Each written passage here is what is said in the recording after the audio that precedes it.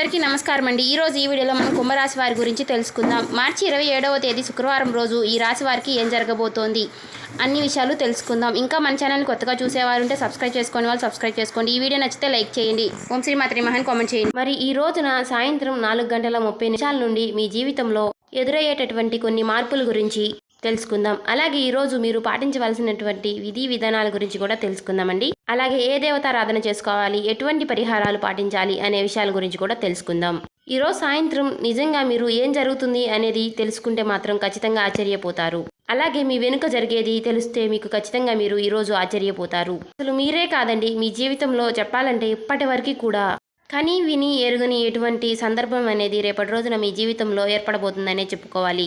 అలాగే మీరు ఏ విషయాన్నైనా సరే మీరు చాలా తెలివిగా ఆలోచిస్తారనే చెప్పుకోవాలి. ఉన్నది ఉన్నట్లుగా మాట్లాడే వ్యక్తులనే చెప్పుకోవాలి. అంటే మనసులో ఒకటి పైకి ఒకటి అనేటటువంటి వ్యక్తులైతే కారండి. దేన్నైనా సరే తెగించి ముందుకు వెళ్ళేటటువంటి వ్యక్తిత్వం కలిగిన వారు అయి ఉంటారు. ఎంతటి సమస్యకైనా సరే ఎదురు నిలబడే వ్యక్తులు అయి ఉంటారు. అది ఎంతటి పనైనా సరే మీరు సాధించి తీరుతారు. అది ఏ పనైనా సరే మీరు చేయగలరు. మీరు ఏదైనా సాధించాలి అనుకుంటే ఆ పని కోసం ఎంత దూరమైనా సరే వెళతారని చెప్పుకోవాలి.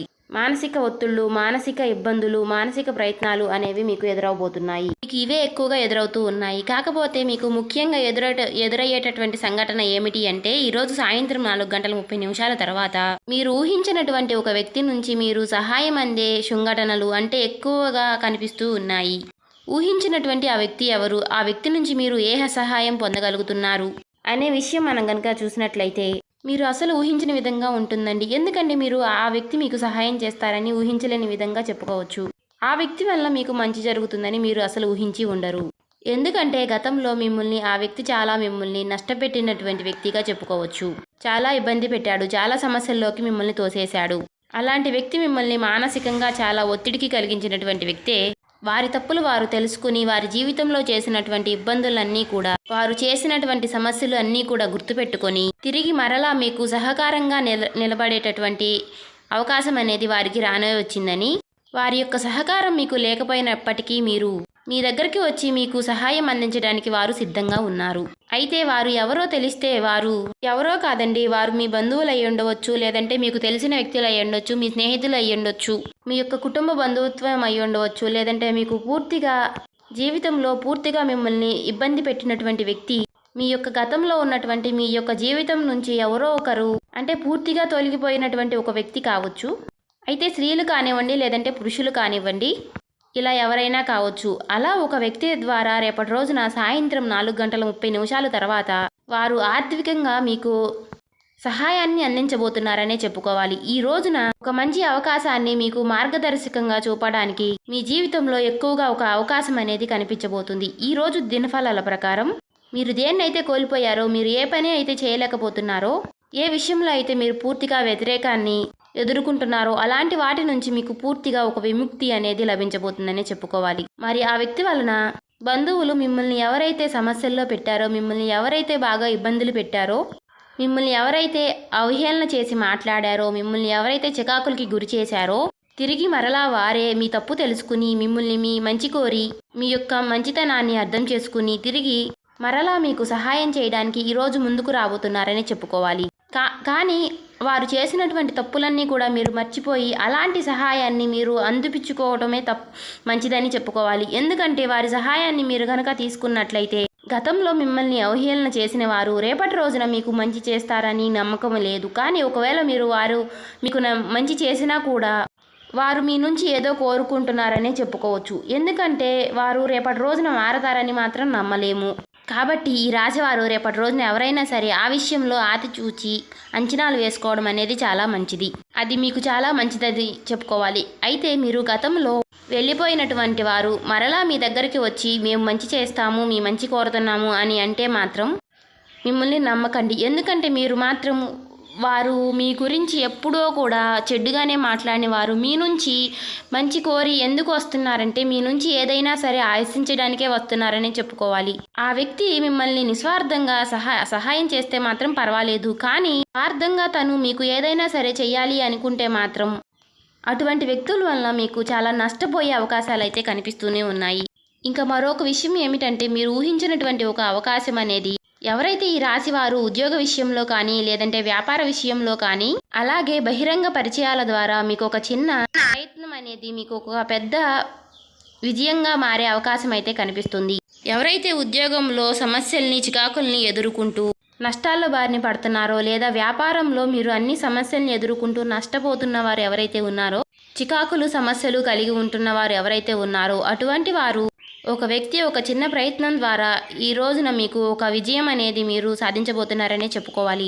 అలాగే గడిచిపోయినటువంటి రోజుల్లో మీరు ఏవైతే పనులు వాయిదాలు వేసినటువంటి పనులు ఏవైతే ఉన్నాయో ఒక్కసారిగా అవైతే ముందుకు సాగే కదిలినట్టుగా అనిపిస్తుంది. గతంలో మీరు ఏవైతే వ్యాపార పరంగా సమస్యల్లోకి వెళ్ళిపోయారో ఉద్యోగపరంగా ఏవైతే చికాకుల్లో ఉన్నారో గడిచినటువంటి రోజుల్లో ఏవైతే కొన్ని సమస్యలు నష్టాల్ని కలిగించాయో వాటి నుంచి కూడా మీకు ఈ రోజు పూర్తిగా విముక్తి కలిగినటువంటి రోజుగా అనిపిస్తుంది. అలాగే కొత్త అవకాశాలు అనేవి ఈరోజు మీకు అందబోతున్నాయని చెప్పుకోవాలి. అలాగే దేశపూరితమైనటువంటి అవకాశాలు ఆ యొక్క దేశపూరితమైనటువంటి అవకాశాలు ఏదైనా గొడవలు తెచ్చిపెడుతున్నాయా అనే విషయాలు కూడా ఇప్పుడు మనం ఈ వీడియోలో తెలుసుకుందామండి. ముఖ్యంగా ఎవరో మిమ్మల్ని దెబ్బతీయడానికి చేసినటువంటి ప్రయత్నాలు మిమ్మల్ని చాలా విధాలుగా బాధపెడుతూనే ఉన్నాయి.